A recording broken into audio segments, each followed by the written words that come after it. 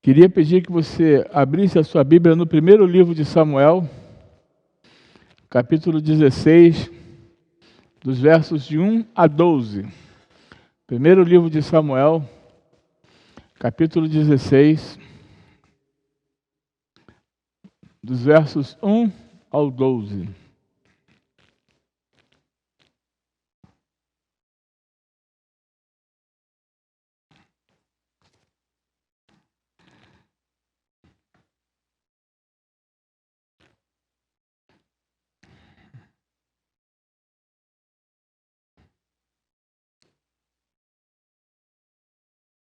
Amém?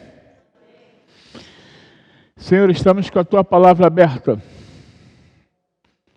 Lâmpada para os nossos pés e luz para os nossos caminhos. Assim como Tu falaste ao meu coração, assim como o Espírito Santo iluminou a minha mente, pedimos que Teu Espírito Santo venha iluminar a mente da igreja nessa noite. E que a Tua igreja não somente venha ouvir a palavra que será proclamada nessa noite, mas que possa viver e colocar em prática o que será proclamado, o que será dito nessa noite. Fala aos corações de todos que estão presentes aqui, Senhor. E que Teu Espírito Santo ilumine a cada vida, a cada pessoa. E nesse momento, Pai, nós pedimos em nome de Jesus, que toda a atenção seja voltada para a proclamação da palavra de Deus. Que nenhum movimento, que nada, Pai, seja distraído nesse momento. Que o único alvo, o único momento precioso que nós temos é ouvirmos a Tua palavra. Em nome de Jesus nós oramos. Amém.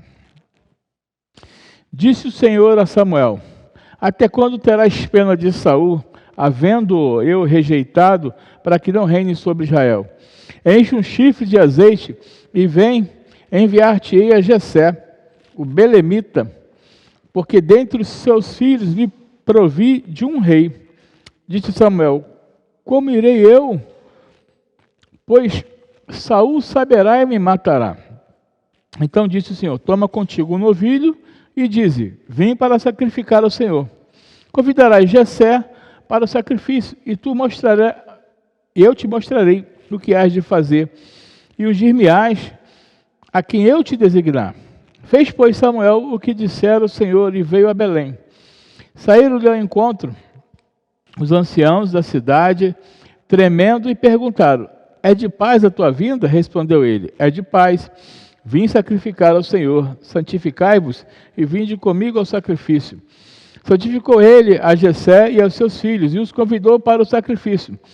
Sucedeu que, entrando eles, viu a Eliabe e disse consigo: certamente está perante o Senhor o seu ungido. Porém o Senhor disse a Samuel: não atentes para a sua aparência, nem para a sua altura, porque o rejeitei. Porque o Senhor não vê como homem. O homem vê o exterior, porém o Senhor o coração.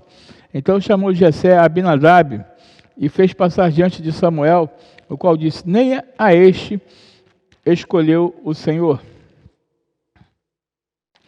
Então Jessé fez passar a Samá, porém Samuel disse: tampouco este escolheu o Senhor. Assim fez passar Jessé a seus 7 filhos diante de Samuel. Porém Samuel disse a Jessé: o Senhor não escolheu estes. Perguntou Samuel a Jessé: acabaram-se os teus filhos? Ele respondeu: ainda falta o mais moço, que está apacentando as ovelhas. Disse, pois, Samuel a Jessé: manda chamá-lo, pois não nos assentaremos à mesa sem que ele venha. Repita comigo: manda chamá-lo, pois não nos assentaremos à mesa sem que ele venha. Mais uma vez: manda chamá-lo, pois não nos assentaremos à mesa sem que ele venha. Então mandou chamá-lo e fê-lo entrar. Era ele ruivo, de belos olhos e boa aparência. Disse o Senhor: levanta-te, unge, pois este é ele. Palavra do Senhor, irmãos.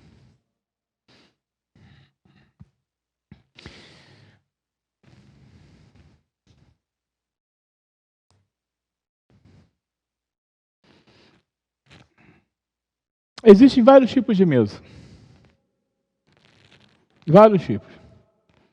A mesa do almoço de domingo, em que a família se reúne e o chefe da casa senta na cabeceira da mesa. É o lugar dele, a esposa do lado, e assim, por conseguinte, os filhos, cada um senta em seu lugar. Existe a mesa de Natal,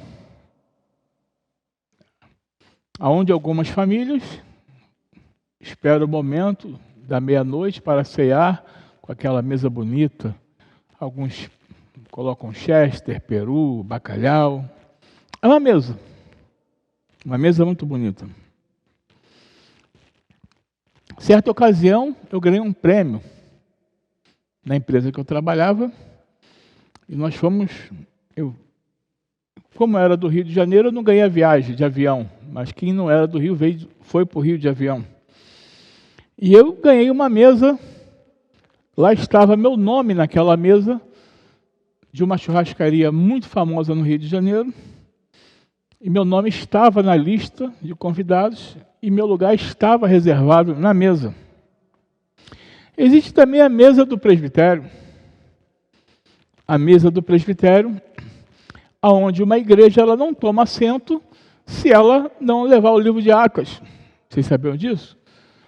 O presbítero, que é o representante da igreja, ele só toma assento na mesa se ele levar o livro de Atos do conselho.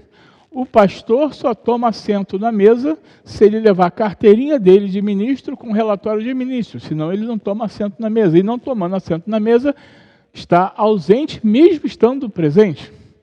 Então, é o lugar da igreja e o lugar do ministro no presbitério. E existe a mesa da Santa Ceia, que todos nós que estamos em comunhão com Deus e com a igreja, participamos da mesa.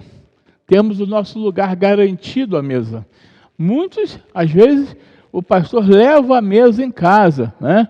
Como a irmã Elza, a irmã Conceição, né? Pessoas que não podem vir à igreja. Então, é a mesa do partir do pão, da comunhão. Portanto, mais do que falar da mesa, eu queria falar algo para você nessa noite. O personagem bíblico que tem o lugar dele na mesa, eu queria dizer para você nessa noite, esse personagem, ele cobiçou a mulher do próximo, ele adulterou com esta mulher, ele traiu e matou um companheiro, cometeu abuso de poder, desprezou Deus, deu péssimo testemunho,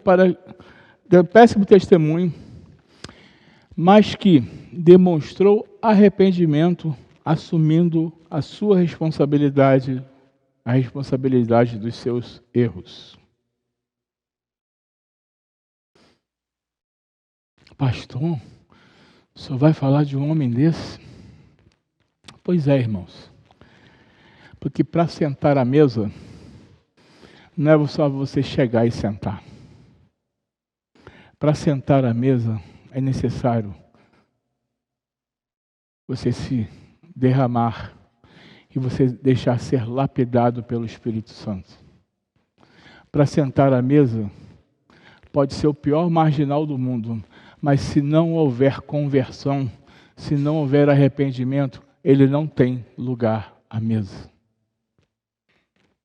De acordo com o texto lido, Israel estava diante de um problema sério. Deus havia rejeitado a Saul por causa da sua desobediência. Deus havia mandado Saul obedecer uma ordem, e Saul não a obedeceu na sua totalidade. E assim Deus fala a Samuel que havia rejeitado Saul por sua desobediência. Portanto, no capítulo 16, Deus pergunta a Samuel: até quando terás pena de Saul, havendo eu o rejeitado? Deus diz a Samuel para ir até a casa de Jessé e diz: dentre os filhos de Jessé me provi de um rei. Estava ali escolhido o rei de Israel, Davi. E perceba que Samuel ficou com medo. Saul vai me mandar matar. E aí Deus ele fala assim: olha, você não precisa chegar lá e cometer um sincericídio. Vi escolher o novo rei. Sacrifica. vai lá fazer um sacrifício. Não está fazendo nada de errado. Tem muita gente que gosta de ser sincericídio, fala o que vem na cabeça. Meu irmão, preste atenção numa coisa. Quem fala o que quer, ouve o que não quer. Nós precisamos respeitar o outro. Samuel tinha todo o direito de ir lá, por ordem de Deus, escolher o novo rei, mas ele ficou temeroso, mesmo sendo Samuel. Ele temeu. E Deus dá uma orientação a ele. Deus dá uma orientação para ele, falar, vim sacrificar. Tanto que quando ele chega lá, fala, é de paz a sua vinda? Sim, é de paz, eu vim sacrificar. E qual o problema nisso? E como eu digo, está tudo bem. Muitas das vezes nós falamos aquilo que vem à cabeça e depois a gente se arrepende.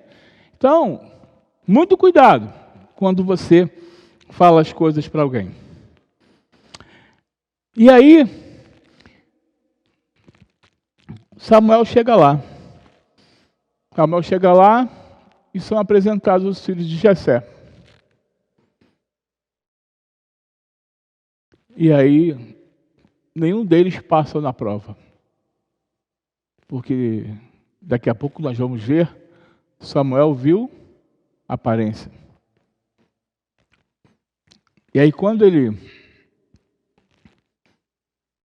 pergunta, e Jessé disse, tem um rapazinho ruivo lá, apacentando as ovelhas. Samuel diz, manda chamá-lo, pois nós não assentaremos à mesa antes que ele chegue. Porém, Davi, para sentar à mesa, para assumir Israel, precisou passar por algumas provas, e isso veremos nessa noite. Portanto, eu quero convidar você a meditar no seguinte tema: ninguém sentará à mesa no seu lugar. Eu quero dizer que o seu lugar à mesa está reservado, é seu, ninguém vai tomar, irmão. Ninguém vai tomar o seu lugar à mesa. Seu lugar no céu está reservado. Ninguém vai tomar o seu lugar no céu. Agora você precisa se posicionar. Você precisa deixar o Espírito Santo levar a sua vida, conduzir a sua vida. Em primeiro lugar, para que ninguém sente em seu lugar à mesa, é preciso que o Espírito Santo interceda por você, por nós, pela nossa vida. Como assim? Sentar à mesa depende do Espírito Santo, pastor? Sim. A mesa, nesse contexto, aponta para compromisso, responsabilidade, autoridade. O povo de Israel estava sofrendo com o reinado de Saul. Deus havia rejeitado a Saul. E desta vez foi Deus quem disse a Samuel que precisava ungir o novo rei. Sendo assim, ele dá uma ordem a Samuel e ele cumpre cabalmente, mesmo sabendo que Saul podia matá-lo. O profeta cumpriu a ordem de Deus, até omitindo ao rei que iria fazer, mas cumpriu. O que aprendemos com isso? O profeta só fala aquilo que Deus ordena. O profeta só fala aquilo que Deus ordena. E você só faz aquilo que Deus fala contigo. Que muitas das vezes as pessoas falam assim, pastor, eu queria conversar com o senhor. Eu estou para tomar essa decisão, mas e quer que o pastor tome a decisão por ela. Quer que o pastor diga o que ela tem que fazer. Não, irmãos. O pastor vai aconselhar. O pastor vai orientar, mas eu sempre digo, a decisão é sua. Porque quem vai colher o que plantou é você. Quem vai colher o que semeou é você. Porque depois você foi o pastor que falou. Comigo não. Eu só falo aquilo que Deus coloca no meu coração para falar. Agora a decisão é sua. A decisão é sua, meu irmão. Ninguém sentará em seu lugar à mesa. O profeta só fala aquilo que Deus ordena. E o que não ordenar, irmão, não queira falar. Não queira dar recado para as pessoas daquilo que você não tem autorização para falar. E aqui eu quero falar uma coisa que eu já falei várias vezes para você, das minhas mensagens. Não conte o seu problema para qualquer pessoa. Não abra sua vida para qualquer pessoa.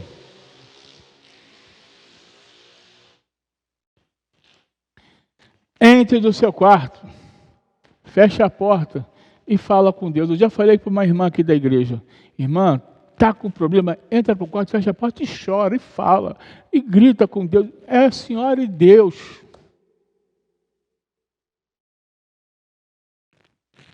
Agora, quando o profeta falar, saiba que o profeta vai falar aquilo que Deus está mandando dizer.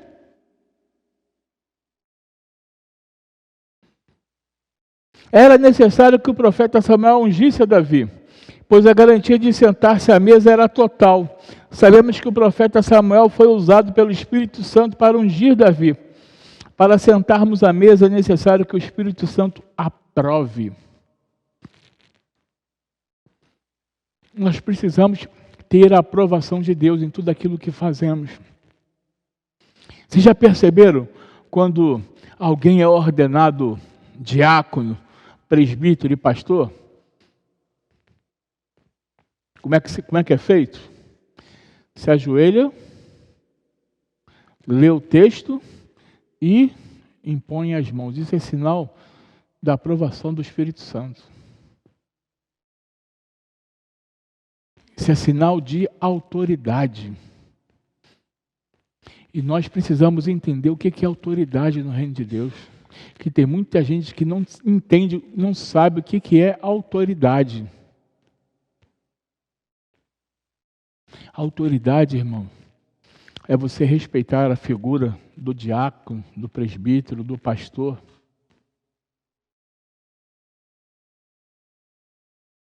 Eu já disse aqui, pastor não é coleguinha de ninguém.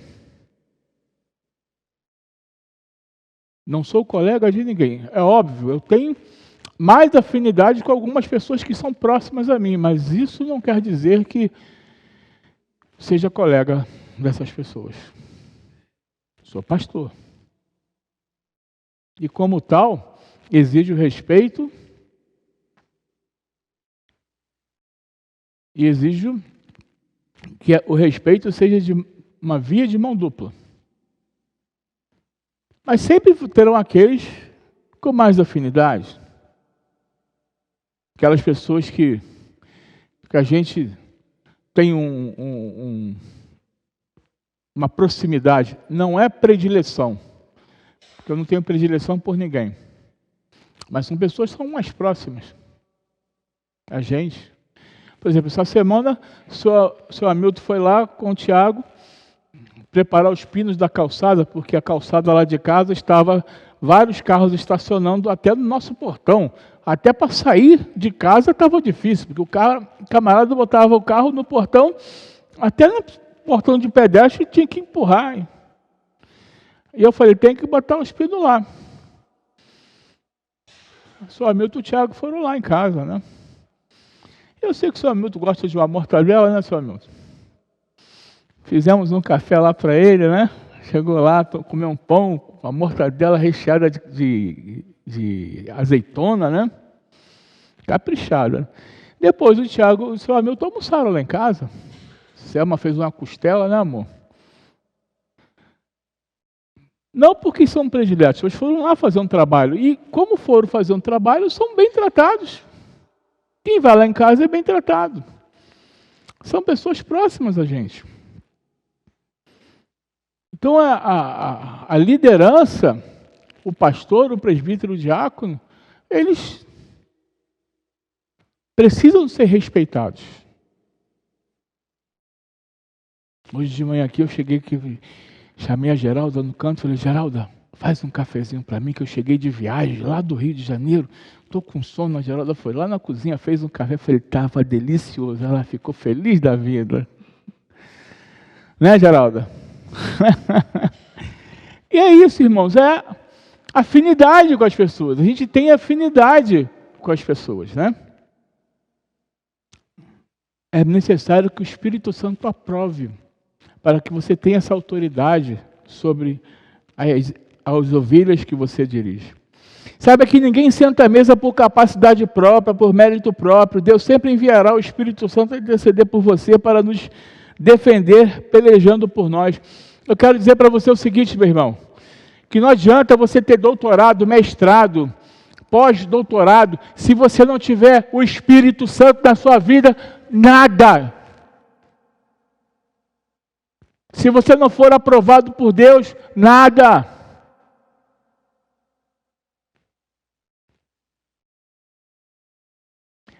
Deus escolhe quem Ele quer, da forma com que Ele quer. Ele usa do jeito que Ele quer. Independente de título.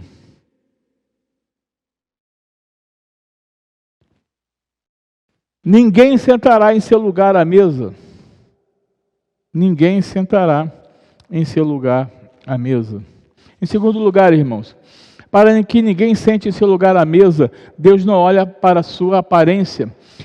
Para sentar à mesa não precisa ser nenhum ator bonito, né? Como eu digo, não precisa ser nenhum Brad Pitt, não precisa ser nenhuma Angelina Jolie, não. Para sentar à mesa, você precisa ser um homem de Deus, se humilhar, buscar a face de Deus, é preciso quebrantamento. Deus não quer um modelo que desfile na passarela, ou uma pessoa altiva, soberba, cheia de si. Ele quer que nos esvaziemos, que nos neguemos a nossa própria vontade, que sejamos servos obedientes, façamos a sua vontade.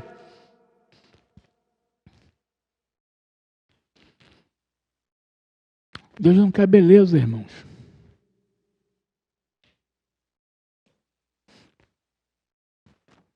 Ontem a gente foi levar minha mãe lá para o local que ela vai ficar. Aí eu estava passando assim, veio um velhinho e me chamou de um apelido comum a todos que não tem cabelo. Eu ri, né? Eu falei, fazer o quê, né? Sou mesmo, né? Então, são coisas que a gente vê na vida. As pessoas olham para a gente e não imaginam. Tem pessoas que não aparentam ser. Meu irmão estava falando que ele estava numa igreja, aí disse que tinha um rapaz que olhava para ele enviesado, olhava para ele assim e falava com ele com um tom de arrogância, falava com ele com um tom de ironia. E um belo dia, meu irmão está na empresa, meu irmão, ele é gerente de projetos de uma empresa chamada Century, no Rio de Janeiro. E ele estava nessa empresa, aí passou o rapaz.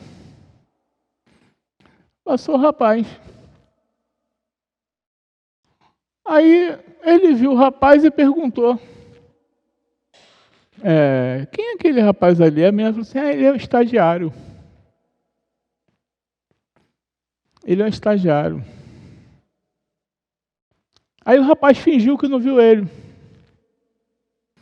Quando chegou no domingo na igreja, o rapaz falou assim, ô Cardoso, você trabalha lá na Century? Trabalho. Meu irmão é muito assim, trabalho. Você faz o que lá? Sou gerente de projeto. Cardoso, você é gerente de projeto? Disse que o rapaz mudou completamente com ele. Você é gerente de projeto, Cardoso, sou estagiário lá, estou estagiando lá, vou mandar meu LinkedIn para você me colocar na sua... Tá, pode mandar sim, pode mandar. Deus não olha para a aparência. E às vezes nós damos valor à aparência. Às vezes a gente quer tirar foto com o pastor que prega, com o Daniel que prega, com o pastor que prega, né? Bonito. É legal postar, não estou dizendo nada contra, não. Mas tira foto com o seu pastor diário também, né? Né, Eliane? Bota lá no Facebook, eu e meu pastor aqui também, que me visita, que chora comigo, né? Não era só para aparência, não. O profeta, ao ver o filho mais velho de Jessé, logo disse: sucedeu que, estando eles, viu Eliabe e disse consigo: certamente está perante o seu ungido. Porém o Senhor disse a Samuel: não atentes para a aparência, nem para a sua altura, porque o rejeitei, porque o Senhor não me vê como vê o homem vê o exterior, porém o Senhor o coração. Eu quero dizer para você que até os homens de Deus estão sujeitos a errar. Eu sempre digo aqui, irmãos, orem por mim, orem pela minha vida. Porque uma hora eu posso te decepcionar. Uma hora eu posso falar uma palavra para a Eliane que vai desagradar ela, que vai entristecer ela. Cabe a ela chegar para mim e falar: pastor, queria conversar com o senhor, eu queria que o senhor orasse por mim, porque eu não... E resolver o problema, porque todos nós estamos sujeitos, até o homem de Deus, até o pastor, tem direito de errar, estão sujeitos ao erro, ao engano. E isso acontece, irmãos, porque às vezes depositamos toda a nossa esperança no homem, a nossa expectativa no homem, no ser humano. Não crie expectativa no homem. A nossa esperança é no Senhor. É só nele que a gente deve confiar. É só nele que a gente tem que depositar a nossa expectativa, a nossa esperança. Estão vindo as eleições aí no final do ano. E a gente vê uma polarização muito grande. Irmão, feliz a nação cujo Deus é o Senhor. Ore ao Senhor. Ore ao Senhor. Não crie expectativa dizendo que um vai fazer, que vai salvar o Brasil, que o outro vai fazer, que vai... Quem vai salvar o Brasil é Jesus. Quem vai dar jeito no nosso país é Cristo. Quando você for lá na cabine, e esse ano provavelmente eu não vou votar, nem eu e nem Selma, porque outubro e final, o último domingo é o culto da reforma, então a gente não vai estar, né, não vamos votar, vamos justificar o voto. Mas, quando você for lá na sua cabine votar, saiba que você tem que orar antes, saia de casa e ore. Pesquise sobre o candidato, pesquise sobre a plataforma de governo, pesquise sobre a pauta do governo, se essa pauta está coerente com a Bíblia, se não está, se está coerente com aquilo que você crê. Pesquise, ore, chegue lá na cabine, é você e Deus e o voto. Não se deixe levar por ninguém. Ore, peça a Deus, não crie expectativa no homem, porque o homem vai falhar, mas Cristo jamais vai falhar. Nós criamos muita expectativa, porque esse vai resolver o problema. Quem vai resolver o problema do nosso país é Jesus. Nele a gente pode confiar. Até Samuel se confundiu. O homem de Deus olhou ao exterior como nós às vezes fazemos. Olhamos a aparência, olhamos a casca, mas Deus vê o coração. 2 Coríntios 4:18 diz assim: não atentando nós nas coisas que se veem, mas nas que não veem. Porque as que se veem são temporais, as que se não veem são eternas. Ninguém sentará em seu lugar à mesa. O lugar é seu. Terceiro e último lugar, irmãos. Para que ninguém sente em seu lugar à mesa, é preciso perseverar e obedecer. Saiba que o lugar que Deus tem preparado para você é seu. Ninguém vai tomá-lo. Basta você fazer a vontade de Deus. Basta você fazer a vontade de Deus. Tem pessoas que no primeiro problema, na primeira dificuldade, desiste. Esmorece. Não, meu irmão. Quem disse que o evangelho é fácil? Quem disse que ser cristão é fácil? Quem disse que seguir a palavra de Deus é fácil? Não. Nós temos que negar a nós mesmos, a nossa vontade, os nossos desejos.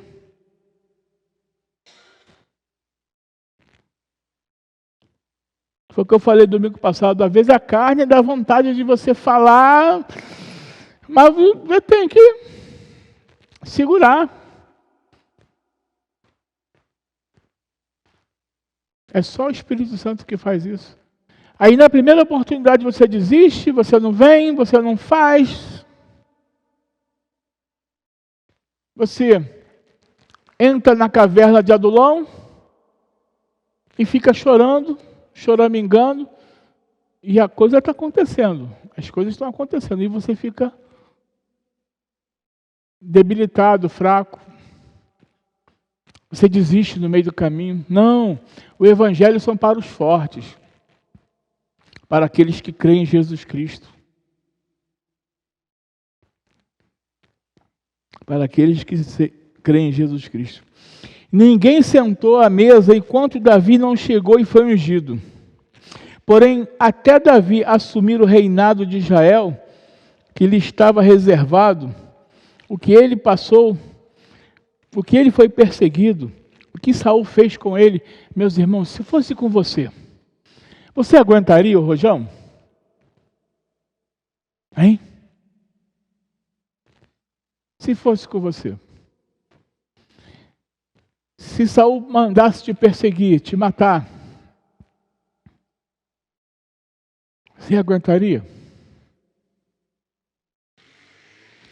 Mas Davi, ele tinha uma coisa que eu admiro muito. Eu já falei isso aqui há poucos minutos atrás. Eu admiro muito. Davi, ele era obediente às autoridades. Mesmo essa autoridade não merecendo respeito, Davi era obediente às autoridades. Davi estava na caverna, Saul foi dormir nessa caverna. Davi teve a oportunidade de matar Davi, mas ele fez o quê? Ele tirou a gola das vestes de Saul. Depois ele apontou, passou aqui, ó, podia ter te matado. Ele chorou por isso. Ele chorou por isso. Saul morre se suicidando. Aí o amalequita vai lá e mente para Davi, achando que estava agradando Davi, e fala para Davi, olha, eu matei Saul, e trouxe a coroa, o bracelete e as vestes dele. Davi fala assim, quem é você? Eu sou amalequita. Mata ele, porque você matou um ungido do Senhor. Era assim que Davi agia. Por isso que Davi era respeitado, porque ele respeitou a autoridade. Ele foi perseguido. Ele foi maltratado. Ele foi jurado de morte. Mas Davi foi ungido, ele perseverou. Ele obedeceu. Todos nós somos ungidos do Senhor. Mas até atingirmos o objetivo é uma distância muito grande. Precisamos ser obedientes, servos, além de fazermos a vontade de Deus, precisamos entender que a vontade de Deus é boa, agradável e perfeita. Precisamos obedecer. Tem um ditado que diz, poxa, fulano chegou agora, quer logo sentar na janela, né, Rafael? Não tem esse ditado que fala? Para você sentar na janela, você tem que primeiro mostrar o que veio. Para você fazer alguma coisa, você tem que cumprir um protocolo. Existem fases, não podemos queimar as fases, não podemos queimar as etapas.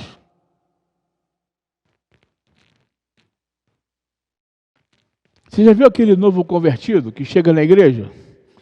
Ele é convertido novo, ele quer fazer tudo. Ou então aquele jovem que está na igreja quer fazer tudo. Você, calma, devagar. Vamos com calma, vamos devagar.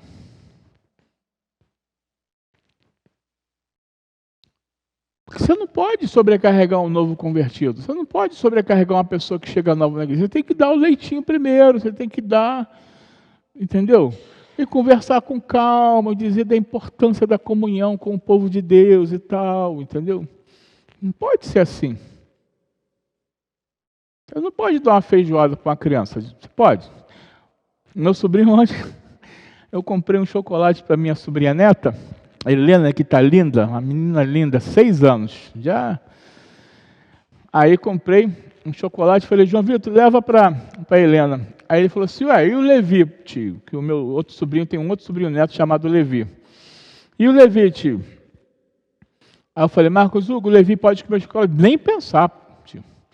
O Levi não tem nem 2 anos ainda. Não come essas coisas, não. Criança, vai comer chocolate?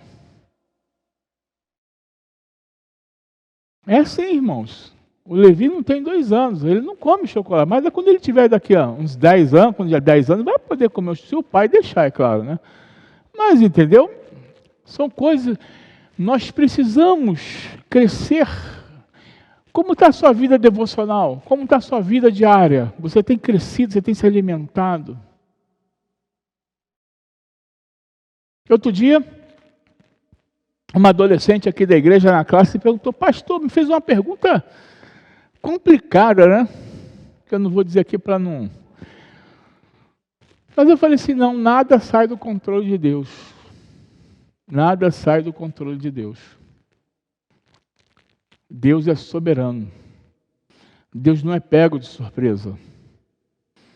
Isso é uma teologia relacional, que é uma heresia, que Deus deixou o mundo à sua própria sorte. Nada foge ao controle de Deus. Então você tem que ir aos poucos explicar. Você tem sentado com seu filho, você tem feito a devocional com ele, você tem dito para ele que Jesus morreu na cruz do Calvário em favor de você e dele. Você tem educado seu filho nas sagradas. O que você, quando você vem aqui e batiza seu filho, você promete cuidar e trazer ele para a igreja e ensinar no caminho do Senhor. Todo membro da igreja tem a obrigação, isso não é favor não, irmãos. Todo membro da igreja tem a obrigação de batizar seu filho na casa do Senhor. Obrigação, isso está na Constituição da Igreja Presbiteriana do Brasil. O membro que não batiza seu filho, ele pode ser disciplinado. O conselho tem que persuadi-lo a batizar, o conselho tem que persuadi-lo, conversar com ele, explicar os motivos para batizar.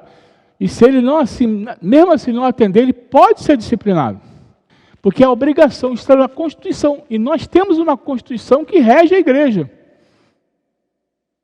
Você tem feito isso pelo seu filho? Você tem trazido seu filho na escola dominical para aprender?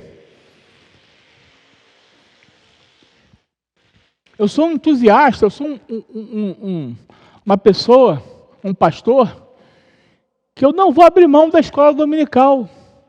Escola dominical é para a igreja. O membro da igreja que não é aluno da escola dominical, alguma coisa está errado com ele. Alguma coisa está errada. Porque a escola dominical, para isso, já diz, a escola dominical é a melhor escola do mundo. Como é que você não vem? Eu não venho porque eu estou com sono, vou dormir. Irmão, você tem um sábado para dormir. Você falta ao trabalho, por acaso? Você tem um sábado para dormir, para descansar. Você tem um domingo à tarde para descansar. Mas não vem porque tem sono. Se você trabalha, a gente até entende. O trabalho, hoje em dia, tem muita gente que trabalha no mercado, da farmácia, abre todo domingo e tal. Mas você não vive na escola dominical porque você dorme? Que tipo de compromisso você tem? Escola dominical é o melhor lugar do mundo para você aprender a palavra de Deus. E aqui nós temos o presbítero Hamilton que dá uma aula maravilhosa para os irmãos. Eu dou aula para os adolescentes, o Tiago, quando tem jovem, dá aula para os jovens. É o momento em que a gente pode falar, pode expressar aquilo que a gente pensa, e de acordo com o nosso pensamento, nós vamos ser confrontados com a Bíblia. Porque a Bíblia que é o que fecha. A Bíblia é o que tira qualquer dúvida. Porque quando tem dúvida, vamos para a Bíblia. A gente vai para a Bíblia. A Bíblia que tira a nossa dúvida. Então, irmão, você precisa rever o seu conceito de escola dominical. Vem à escola dominical. Eu sou do tempo, e esse tempo para mim, ele continua valendo que você ia para a escola dominical todo. E não tinha esse negócio não. Mãe, hoje eu não vou para a escola dominical não. O quê? Como é que é? Tinha esse negócio não. Tinha que ir. E eu me lembro que eu era da classe da Duda, né? Tipo assim, da idade da Duda. Aí quando eu atingia a idade da Júlia, me botaram para a classe dos adolescentes. Eu não queria ir não, né? Ah, não quero ir não, quero ficar aqui na classe das crianças. Aí a primeira aula que eu tive foi uma aula onde que eu aprendi literalmente, mas literalmente, que Jesus havia morrido por mim. Nos quadrinhos tinha aquele flanelógrafo, né? Que a professora botava lá, né? Então, hoje, Júlia, não é mais assim não. Hoje é eu e você. Não tem mais flanelógrafo, não. E aí, a Júlia, eu estou falando isso porque a Júlia vai para a minha classe, olha só, hein? Vai para a minha classe, daqui uns meses, né? Vai fazer 11 anos, né, Júlia? Vai ser minha aluna. Olha só, que alegria ter a Júlia como minha aluna na classe. A Isadora já é, né? Kleber Lucas, você tem quantos anos? Já pode vir para a minha classe. Então, foi maravilhoso que eu aprendi. Eu cheguei em casa falando, né? Porque vocês já perceberam que eu falo pouco, né? Falo pouquinho, né? Cheguei em casa falando e tal. E aí, foi uma descoberta para mim. Aprendi coisas novas. Aí eu falei, nunca mais eu quero sair daqui. Aí eu falei assim, agora nunca mais quero sair da UPA. Igual o Daniel fala, né? Não quer sair da UPA. Mas vai para a mocidade. E assim a gente vai crescendo, porque nós não queimamos etapas. Nós não queremos. Eu digo para os meus adolescentes, digo meus porque são meus mesmo, porque são meus xodóis, tá?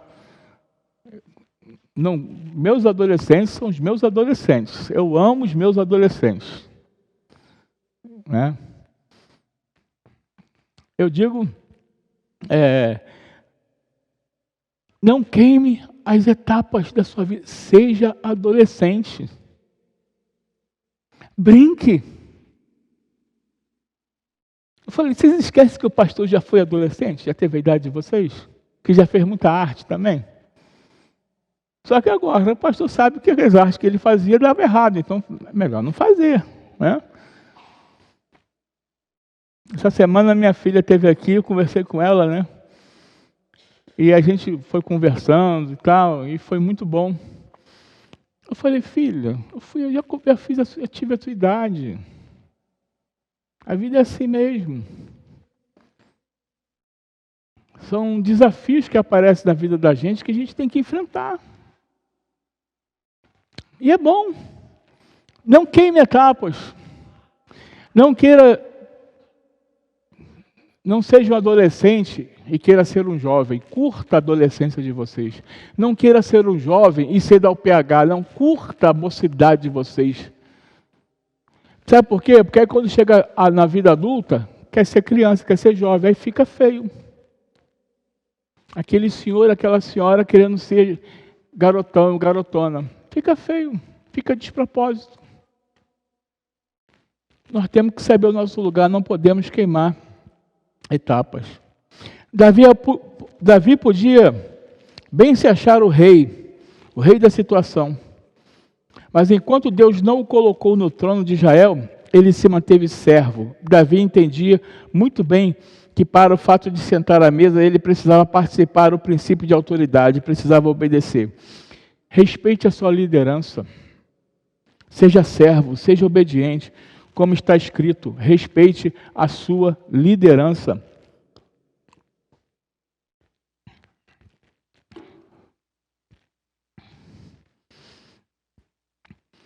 Como está escrito em 1 Samuel 15, 22. Eis que o obedecer é melhor do que sacrificar, e o atender melhor do que a gordura de carneiros.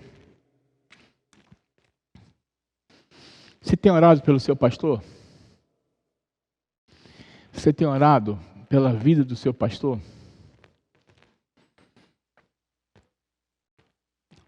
Qual é a conversa no almoço de domingo na sua casa? Você tem orado pelo pastor na hora da refeição? Você tem orado na sua devocional? Você tem falado do pastor na hora do almoço em família? O que você tem falado do seu pastor? O que você tem feito pelo seu pastor? É muito sério, irmãos. É muito sério. Sabe por quê? É muita responsabilidade para quando a gente tem muitas vidas sob a nossa responsabilidade. É muita responsabilidade. Só um vocacionado, só alguém com um chamado é que entende essa responsabilidade de cuidar de vidas, de cuidar de pessoas, de cuidar de pessoas que precisam de oração, de apoio, de um aconselhamento. Eu sempre peço nas lives e nas minhas orações para que Deus me dê sabedoria para conduzir o povo que Ele me confiou. Ore por mim, irmãos. Não me critiquem, não. Ore por mim. Eu sou errado, eu sou falho, eu sou ser humano. Mas orem por mim, para que Deus me dê sabedoria para continuar conduzindo. E para finalizar, concluindo o sermão, Davi foi alguém tão importante, mesmo quando eu comecei lá dizendo que ele era um assassino, cobiçou a mulher, que ele foi um adúltero, que ele abusou de poder e tudo, mas quando ele se arrepende lá no Salmo 51, Salmo 51 é a confissão de Davi do arrependimento, porque Natã fala assim: Rei, um homem tem uma ovelha, um outro homem tem 400 ovelhas. Esse homem que tem 400 ovelhas, rouba esse homem que tem uma ovelha. O que esse homem que tem 400 ovelhas merece a morte? Aí Natã fala para ele: então é você que merece a morte, porque você roubou a mulher de Urias. Aí Davi cai a ficha. E aí ele escreve o Salmo 51, que é o Salmo do arrependimento. Compadece de mim, ó Deus. Eu nasci na iniquidade, e em pecado concebeu minha mãe. E lá no versículo 10 ele diz: cria em mim, ó Deus, um coração puro, e renova em mim um espírito inabalável.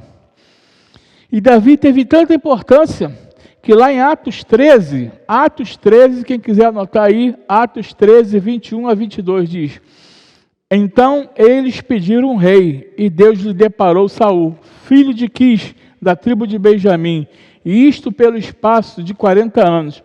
E tendo tirado a este, levantou-lhes o rei Davi, do qual também dando testemunho diz: achei Davi, filho de Jessé, homem segundo o meu coração, que fará toda a minha vontade. Mesmo Davi sendo tudo isso, cometendo todos esses erros, mas quando ele se arrepende de verdade. Quando ele se arrepende de verdade, de deixar tudo para trás. E ele se torna um homem segundo o coração de Deus.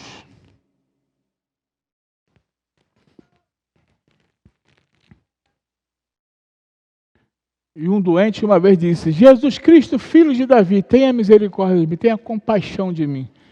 Jesus Cristo, filho de Davi. Olha a importância que Davi teve.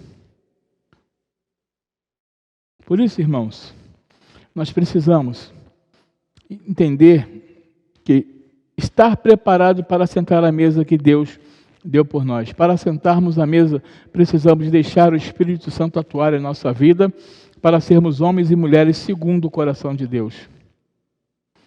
E aí, para finalizar, vou terminar com uma história para você não sentar na mesa errada. Todo final de ano, eu falei de várias mesas, né? Mesa de Natal. Todo final de ano, meu avô fazia uma mesa farta de Natal. E minha mãe, como sempre, foi uma boa cozinheira, uma excelente cozinheira. Minha mãe, realmente, era ela top. Minha mãe que fazia o almoço. Então, graças a Deus, lá em casa tinha. A gente se reunia, meu pai e meu avô, e a gente fazia aquela ceia de Natal. Aí eu tenho um primo, pastor de igreja pentecostal, que tinha 6 filhos. Ele parou a Kombi, do outro lado da rua, deixou todo mundo lá, e foi lá, né? Aí aqueles assoviam, eu não sei assoviar não, tá? Aí olhou assim, tá, aí viu lá minha mãe na cozinha, viu lá, olhou tudo, e tal, viu como é que estava o movimento, como é que estava a coisa boa. Aí chegou no portão, eu não sei assoviar não, tá, irmão? Só vou fazer a cena. Mulher e 6 filhos e ele. E sentaram à mesa que não estavam convidados. Chegaram de surpresa, não avisaram que iam para lá. Naquela época não tinha WhatsApp, não tinha telefone, não tinha nada. Ele chegou lá e... porque ele sabia que a gente fazia. Então, irmão, muito cuidado para você não sentar na mesa errada. Muito cuidado para você não sentar na mesa errada, na mesa que você não foi convidado. A mesa que é sua é a mesa do Senhor. A mesa que é sua é a mesa do Senhor, onde o Senhor tem preparado algo para a sua vida. Muito cuidado com as suas escolhas. Muito cuidado com as suas escolhas, com aquilo que você quer escolher para a sua vida, porque depois você vai chorar. Muito cuidado. Coloque diante de Deus, propósito. Que propósito você quer para a sua vida? O que você quer para a sua vida? E coloque diante do Senhor. Coloque metas, objetivos. Eu quero ser um grande advogado, eu quero ser uma grande médica, eu quero ser um grande professor de biomedicina, mas se coloque na presença do Senhor e busque Ele. Não sente na mesa errada. Não tenha comunhão com quem não tem comunhão com Cristo. A luz não combina com as trevas. Não se negocie com quem não fala a mesma fé, tem a mesma fé que você. Não negocie com gente que não tem a mesma fé com você. Não ande. Como andarão os dois juntos, se não tiver Cristo no meio? Porque o cordão de 3 dobras não se quebra com facilidade. Você tem que andar com quem pensa igual a você. Porque somente Jesus vai estar nesse meio. É o cordão de 3 dobras. Cuidado aonde você está colocando o seu pé, aonde você está sentado. Que mesa você tem sentado? Não sente na mesa errada, sente na mesa certa. A mesa que o Senhor quer que você se assente. Que Deus nos abençoe.